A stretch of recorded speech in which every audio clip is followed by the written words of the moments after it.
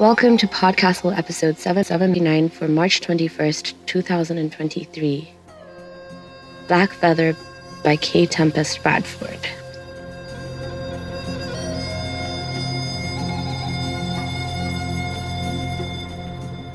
I am the co-editor of PodCastle, Shingai, Njeri, Kagunda, and today I'm very excited to be your host for this incredible Tales from the Vaults episode as we continue to celebrate the beginning of PodCastle's 15-year anniversary.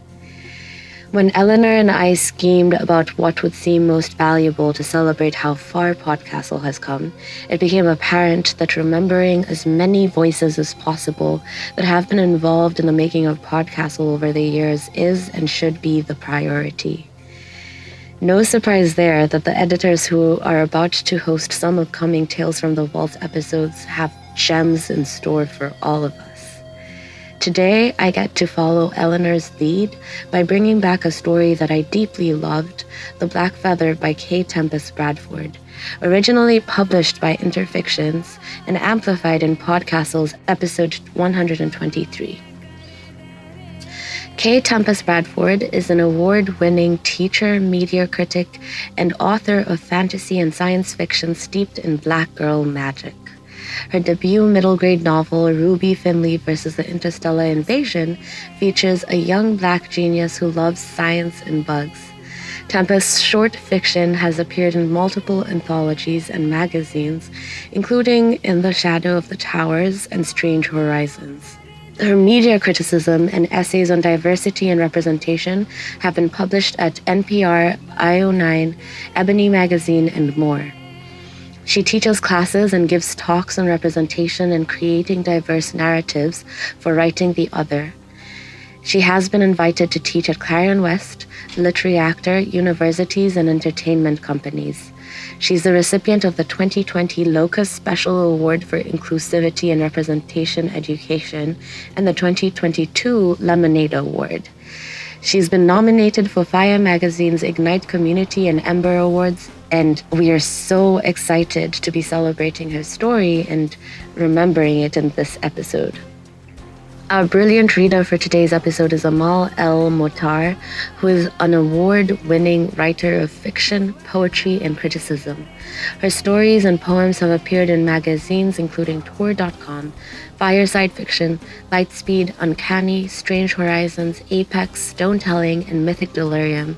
Anthologies including The Djinn Falls in Love and Other Stories 2017, The Starlit Wood, New Fairy Tales 2016, Kaleidoscope, Diverse YA Science Fiction and Fantasy Stories 2014, and the Thackeray T. Lamshet Cabinet of Curiosities 2011, and in her own collection, The Honey Moth 2010.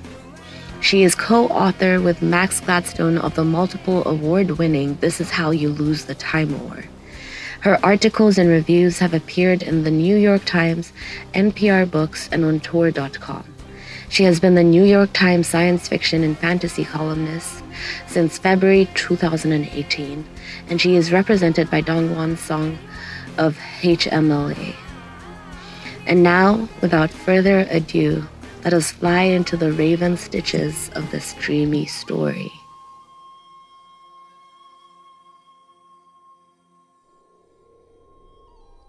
Black Feather by K. Tempest Bradford. Exactly 1 year before she saw the raven, Brenna began to dream of flying. Sometimes she was in a plane, sometimes she was in a bird, sometimes she was just herself, surrounded by sky, clouds, and too thin to breathe air. In the dark, in the light, over cities and oceans and fields, she flew, every night for a year. Then, on the 12th day of the 12th month, the dreams changed. They ended with a crash and fire and the feeling of falling. Most nights, she almost didn't wake up in time. Exactly 1 year from the night the dreams began, Brenna struggled out of sleep, the phantom smell of burning metal still in her nose. She reached out for Scott. He was not there. He was never there. He had never been there. She fell back onto her pillows and groaned. Another dream of flying, another reaching out for Scott. She wished she could stop doing both. Brenna lived in Manhattan, a small, insignificant corner of it, way at the very tip-top. On an island of concrete and glass and steel, she had found the one place still mostly untouched. It had a lake and a forest and a hill she could climb without ever realizing how high she was at the top. From there, everything seemed far away, not far down. Not like when you're in a building, or falling from the sky. She had lived by this park, this forest, for 2 months now. The apartment, her new apartment, was paid up for the summer, a graduation gift from her mother. That morning, while the sky was still pink and yellow, she went out and up the hill to the small meadow at the very top. She thought of it as her place. It was there, in that meadow, amongst the crumbling remains of benches and street lamps long abandoned to the regrowing wilderness, that Brenna first met the raven. She was meditating under a large oak tree when she heard a raven's cry. The sound didn't register at first, and might not have ever, if it hadn't been so persistent. The constant cawing didn't stop until she opened her eyes. There, on the fallen tree trunk in front of her, stood a black raven. It had been a long time since she'd seen one, not since England, when she put aside her fear of flying to follow Scott across an ocean. A year ago. "Did you follow me?" she joked. The raven looked right at her and cawed.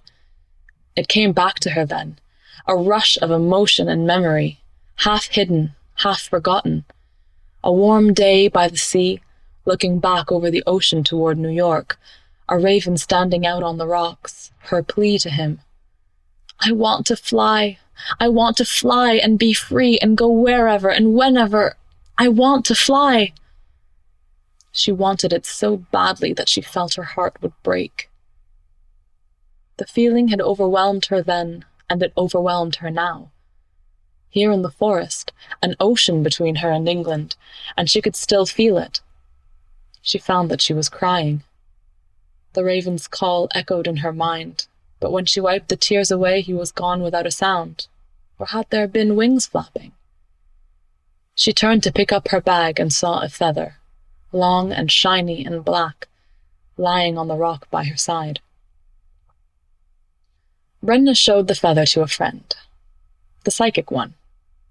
"Feathers are powerful messages and special gifts," she said, while shuffling a tarot deck. "Draw a card." Brenna drew the Hanged Man.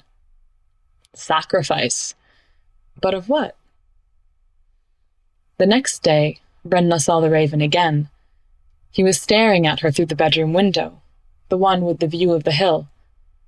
She thought he was the only one, but soon there were 2, then 3. One day she saw them all, 12 ravens high up in the oak tree, watching over her. She showed the feather to another friend, the non-psychic one. "Crow's feather, you mean," she said. "It is? How can you tell?" Brenna asked. "Because we don't have ravens in New York. We have crows." They called to her in her dreams. She heard them, but couldn't find them. Their feathers littered the floor, long and shiny and black. She dreamed of flying through a forest of black trees and shiny ebony leaves, always following the raven's song. She had 6 nights of this, 6 nights of searching and never finding, 6 nights of waking up sweaty with raven feathers in her hair.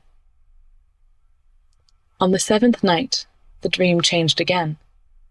She found herself in a little wooden cabin, fire crackling in the hearth, 12 small beds along the wall. She stood in the middle, wearing nothing but a man's white shirt. The ravens called to her from outside, but she did not want to go.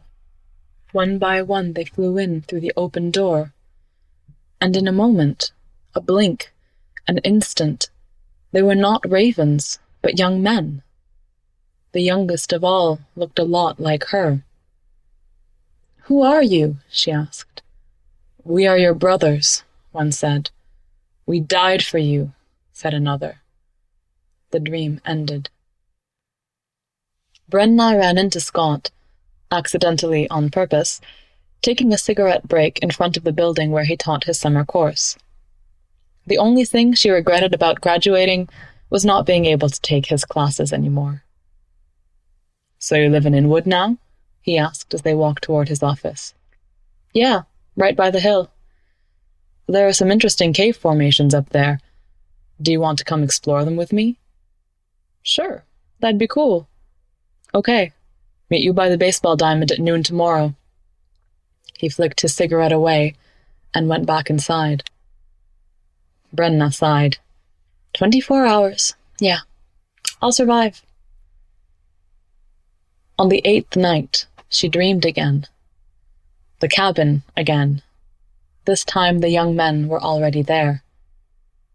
"We're hungry," one said. So she cooked them dinner. They were each careful not to stain their white shirts. The dream ended. Scott took her up the hill to where the village Shirakapkok used to be, at the base of a cliff. Black rocks piled on one another, embedded in the soil, rising up and up and up, farther than Brenna was willing to look. "See up there?" Scott pointed. "The opening? It leads to a cave. Let's see if we can get in." Scott hopped up on a boulder and started climbing like it was the easiest thing in the world. Brenna forgot that, though his hair was completely white, Scott was only in his 40s. He played the old wise man, but didn't move like one. She was torn. Should she go up? Risk being that high? If she slipped, she had no wings to spread, to catch the air, to glide higher. If she slipped and stumbled and fell, she would die. She just knew it. "Don't worry," he said. "I won't let you fall." She carefully made her way to him, then went ahead, glancing back to make sure he was close. He talked while they climbed. This was an Algonquin village. You can still see some of their markings on the rocks. She focused on climbing, taking her time, finding the footholds, the handholds, the way up. "You're part Native American, aren't you?" he asked. "Yeah, on my father's side." She did not look down. She did not look up. She only climbed. "And on your mother's?" "Black and Irish." They reached the shelf he'd pointed out. Brenda timidly peeked over the edge and down to the bottom. Though she'd always been afraid of heights, she loved high places. She'd discovered this 2 summers before while rock climbing in Arizona. She'd been trying to impress a guy then, too. "Did they really live in these caves?" she asked. The opening seemed awfully small to her. "No, they were used for different purposes." Scott pulled an aluminum flashlight from his pocket. "Initiation rituals. Remember the Glastonbury Druids I told you about in the England class? The chalice well and the caves under the tor? Same concept here, just a different place, different time." He crawled in, obviously expecting her to follow. Brenda poked her head into the opening. Still dark, even with the faint glow of flashlight ahead. The cave, not much wider than she was, felt oppressive and smelled foreboding. Scott's voice bounced back to her. "You really should see this. It's amazing." She made some inarticulate reply, but could barely breathe. The walls were pressing against her. The darkness was pushing her out. The flapping of wings, the call of ravens. Panicked, she scrambled backwards, catching herself just before falling off the shelf. A while later, Scott slid out, head first, and smiled reassuringly at her. "No initiation for you today, huh?" She smiled back. "I guess I'm just not ready." Later, in her apartment, Brenda showed the feather to Scott. "It's not from a crow," he said. "It's not?" "No. Not a feather that big. That's definitely from a raven. She stared at it. They're rarer than crows in New York, but not unheard of. He stared at her.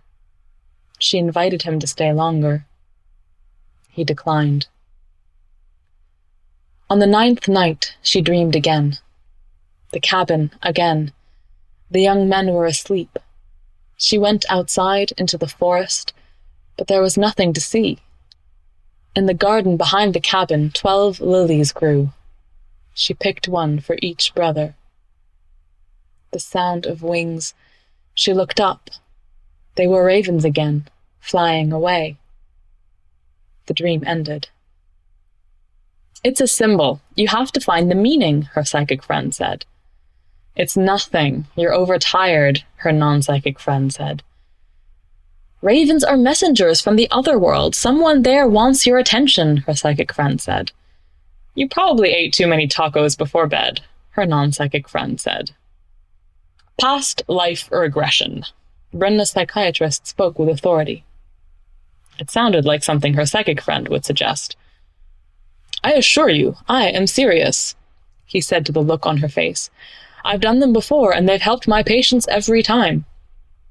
She said she would try anything once, and if it didn't work, at least she'd get some sleep. She lay on the couch, listening to his words. She went back and back and back. Back along her life's path, growing younger with each breath. Back through high school, middle school, her first kiss, her first pitch, her first word, until she came to a place, comfortable, warm, familiar, red, the place just before birth, her mother's womb. Her arms wrapped around another, protecting him. She knows that she must hold on tight and never let go. She cannot lose him. But she is going back and back and back, and his eyes open and his heart beats along with hers, and he looks at her. I am your brother. I died for you. Then the sound of wings. She did not know when she began to scream, but she knew it took a long time for her to stop. As a child, Brenna had desperately wanted a brother. She would try to adopt the neighborhood boys into her family. She would try to walk away with babies at the mall. Other girls her age had crushes and pretend boyfriends. Brenna had pretend big brothers. When she was 9, Brenna's mother told her that she was a twin. She had had a brother in the womb with her, and on the ultrasound pictures she seemed to be hugging him. But in the 8th month, only one of their hearts was beating. They were delivered by emergency C-section. Brenna held on to her brother until the end. He was born first, though born dead. Her parents had named him Benjamin. When she was 12, her mother finally took her to see his grave. Beloved son and brother. After that, the thought of a brother only made Brenna incredibly sad. She no longer wished for one. She pushed it out of her mind and forgot about it entirely. Until now. She was reluctant to go to Scott. Lately he'd been more standoffish than usual. Brenna had hoped that once she was no longer his student, he'd be more affectionate. On the contrary, he'd been more reticent than usual since they went to the park. But she was desperate. The shrink didn't know what he was doing, Scott said. And you do? She replied. Yes. She believed him. Don't worry, he said. I won't let you fall. Again she went back and back and back, this time one hand in the physical world, safely tucked in Scott's, his voice guiding her along the path of her life. She watched her life roll back like a movie on rewind, and when she came to the room, she was inside looking in, apart from the 2 small, not yet people holding on to each other. The one that was not her opened his eyes. I am your brother. I love you. Then the sound of wings. Brenna flew through the air, faster and faster and faster, flew back through her lives, each one freezing at one moment, a picture in her soul. She flew through them all until she came to the last one, The first one, and she could fly no more. She is just a baby. They carry her out into the courtyard while they watch. Each son is led to the block, the oldest first, to have his head chopped off. And as the oldest falls, the next one becomes the oldest. Then he falls, then another, until the 12th son, the youngest, who is now the eldest, is led to the block. He looks at her, his baby sister. I love you. I died for you. And he falls too. She cries and cries. Her mother coos and cuddles, but there is no end to her crying. She cries for them, her mother says. She could not possibly understand, her father says. She understands. That night, Brenna didn't want to dream, didn't want to sleep. She lay in bed watching the constellations roll across the sky like hieroglyphs, and just as undecipherable. She looked over the pictures in her mind, the lives frozen. There had been 12 including this one, but not including the first. In each she saw a brother. In each he died. Brenna took the feather, her gift from the raven, and placed it beside her pillow. Her eyes drooped, then closed. She slipped into sleep, then into dreams. She is flying, back and back and back through her lives, frozen in place, until she comes to the first one, and she can fly no more. So she speaks instead. "Why are there 12 white shirts in the wash, mother?" she asks the queen.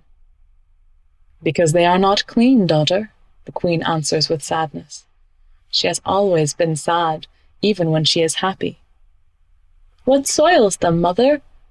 "Blood." The dream ended. The next night she flew back again. She is in a garden. "Why does this plot have 12 lilies and nothing else, mother?" "Because nothing else will grow there, daughter." "Why is that?" "Because that is where your brothers are buried." The dream ended. The next night she flew back again.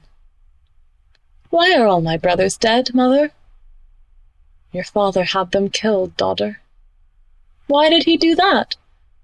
"So you could have all the wealth and kingdom for yourself." Brenna asked Scott, "Are they dreams or are they memories?" "What's the difference?" was his enigmatic reply. She was starting to get frustrated. "Try asking your dream what it wants you to understand." That was a thought. That afternoon, Brenna lay in bed, too afraid to sleep, too depressed to rise. "So you could have all the wealth and kingdom for yourself," the queen had said. How senseless. A raven stared through her bedroom window. She mouthed to him, "I'm sorry." That night, she reluctantly slept again, dreamed again. This time she did not pick a destination, but still ended up flying back and back and back until she could fly no more. She was running away and into the woods. She had to stop herself. Stop and think and ask. Ask what? "You're a very inquisitive child, aren't you?" a voice from above. She looked up. From a tree hung a man with long white hair bound in a ponytail. He hung from one foot upside down. He didn't seem at all affected by it. "Go ahead, ask me something. I know almost everything now." "Why? Is the sky blue? Do fools fall in love? Do birds suddenly appear? You'll have to be more specific, my dear." She was supposed to ask him about how... "Yes?" "How can I bring my brothers back?" "Ah, now that is the question of the day, is it not? I could tell you. Please tell me." "Oh, there are so many ways," the hanging man said. "You could sit in this tree and not speak a word for 7 years. Maybe a handsome king would come by and make you his bride, Or you could sew 12 brother-sized shirts. Or you could convince the stars to give you their key to the glass mountain. You could do all of that, and more. In fact, you already have. When? Before. Before? In another time, in another world, in a fairy tale, in a myth, in the stories your mother would tell. Once upon a time there was a princess. For a long time she didn't know that she had brothers. One day she overheard people talking. She was the one who had caused their misfortune. When night came, she ran away and into the forest. I'm looking for my brothers. She went to the stars. I'll keep walking as far as the sky is blue to find them. They were kind and gave their key to the glass mountain. The way is hard. You won't be able to free us. You'd have to remain silent for 7 years. Neither speak nor laugh. You'd have to sew 12 little shirts. The conditions are too hard. If you utter just a single word, if the key is lost, you cannot enter the glass mountain. Everything will be in vain. All your work would be for naught.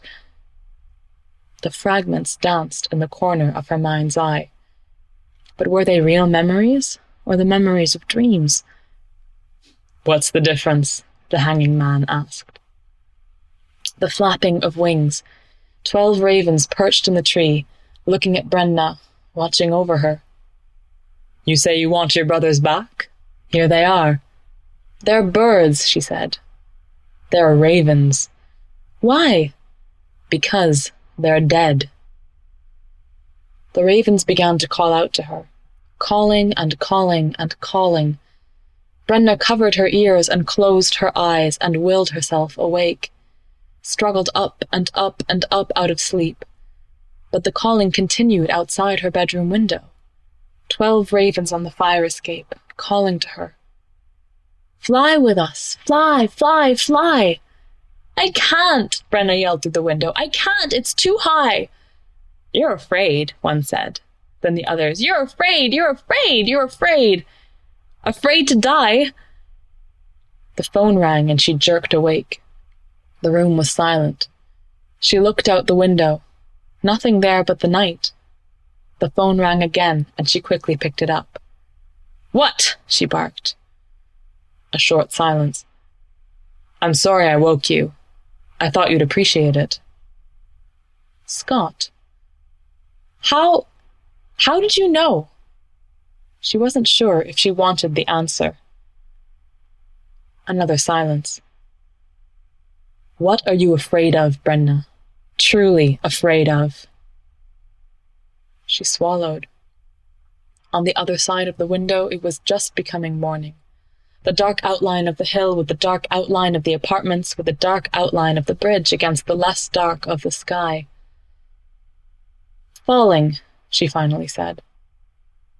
Flying is nothing more than controlled falling. There was a long silence. Come find me later. We'll talk, he said, then hung up. Brenna couldn't fall back to sleep. There was no sleep left in her, even in the cool light of dawn. She slipped out of bed and got dressed in the semi-darkness. She went out the door, down the street, and into the forest. Halfway up the hill, she came upon a little wooden cabin. It had never been there before. She went inside. On the table was a white shirt. She took it up and began to sew. There are many certainties in this world, Brenna, the hanging man said. He hung from nowhere, his head beside hers. His breath smelled of smoke. One of them is that you always completed the tasks that I gave you, without fail, no matter how hard or how many. She could only regard him with a questioning gaze. She could not, must not speak. This she knew. So what do you want now? Another 12 lives? Another 12 tries? She finished the sleeve.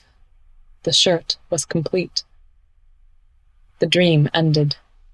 Brenda woke up in her bed. It was noon.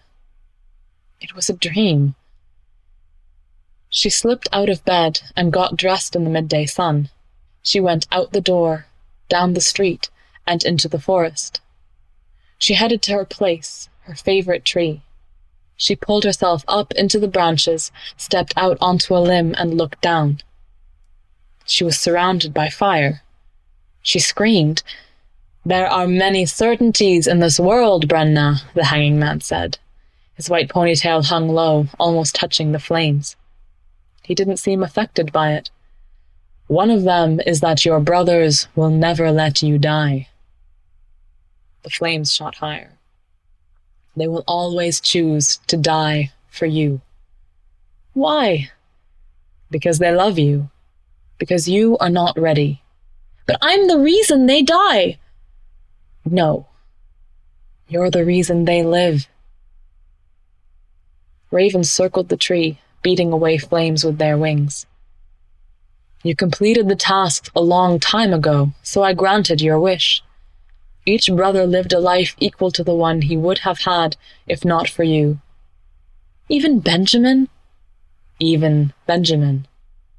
"And if I wish again?" "You will get the same. No more, no less." The tips of their wings ignited. Black feathers scorched blacker. The ravens flapped fire, succumbing to the flames one by one. "No! Death is inevitable, whether you fear it or face it bravely." The fire nearly consumed her. The dream ended. Brenna woke up in her bed. It was almost evening. It was... A raven stared at her through the window. A white shirt hung from the doorknob. She slipped out of bed and pulled the shirt from the knob, held it close to her as sunlight seeped slowly from the sky. "Okay," she said to herself. Then to the raven. "Okay." She put on the shirt, then took the feather from her bedside and put it in her hair. She went out the door, down the street, into the forest, up to the cliff. The glass mountain. She began to climb, taking her time, finding the footholds, the handholds, the way up. Higher and higher. The sun began to set. Higher and higher. The air began to mist. Higher and higher. She did not look down. She did not look up. She only climbed. She reached the shelf, the mouth of the cave, took a deep breath, and crawled inside. Deep into the darkness. The walls pressing in on her from every side, the darkness drawing her in, driving her forward, welcoming her to the end, the peak of the glass mountain. Her brothers were there, waiting for her in their white shirts. She ran to them, held them tight, and danced with each in turn. Then, one by one, they took off their shirts, the shirts she had sewn, and became ravens again, flying in circles, calling to her. Flying is nothing more than controlled falling. She stepped to the edge of the mountain, faced the setting sun, and nodded. "Yes. Yes, I'm ready." She fell forward from the edge, fell into the air.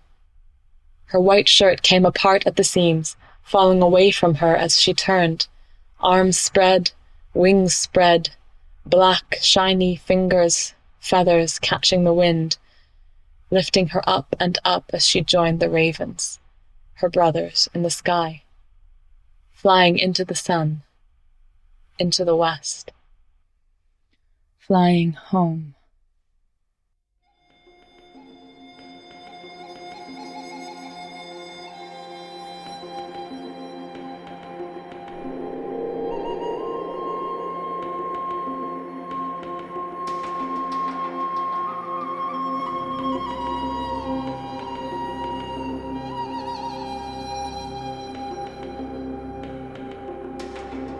And that was Black Feather by K. Tempest Bradford. I feel like this is a type of story where you need a moment to close your eyes and inhale the things that you may have passed or missed as you were listening. If you know me, you know I am a deep lover of the surreal, and especially the Afro surreal, because of the possibilities it offers us when it comes to the collapse of time and the crossing between life and death as realms of existence. Brenna is a character that feels familiar, the type of person who dreams of jumping and being caught by the air. Or maybe it's not even the type of person, but the type of season that everyone encounters at one point or other in their lifetimes, where our ancestors subtly remind us that we are not alone even when we feel most alone. And I think of Brenna's brothers as ancestors here because having crossed over to a different realm before her, they guide her in this one.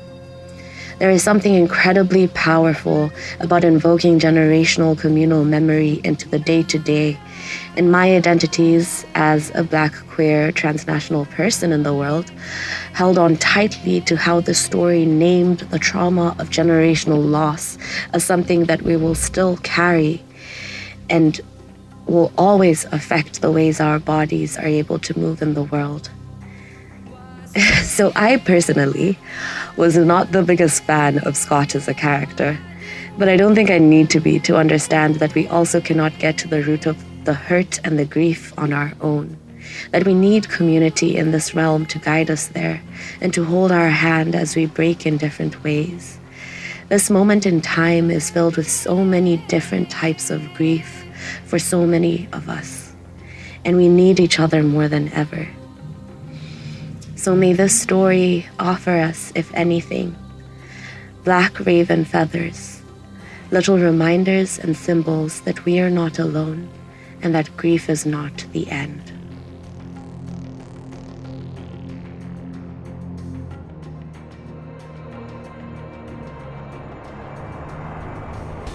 That was our show for this week. On behalf of everyone at PodCastle, our audio engineers, Devin Martin and Eric Valdes, our forum moderator, Osiket, your co-editors, Eleanor R. Wood, and myself, Shingai Njeri Kagunda, our absolutely incredible assistant editor, Sophie Barker, our consistently amazing host, Matt Dovey, as well as all of our wonderful first readers, Aidan Doyle, Matt Dovey, Andrew K. Ho, Craig Jackson, Amalia Harrington, Julia Pat, Caitlin Zavanovich, Kiran Kaur Saini, Ryan Cole, Sarah S. Messenger, Sri Kripa Krishna Prasad, Tarva Nova, Tierney Bailey, and Ziv Witties. Thanks for letting us share another story with you. Be sure to share this episode with your friends, reach out to us on social media, and if you'd like to keep up with all Escape Artists podcasts, head to patreon.com/EA podcasts for more. PodCastle will definitely be back next week with another tale, and we cannot wait to see you then.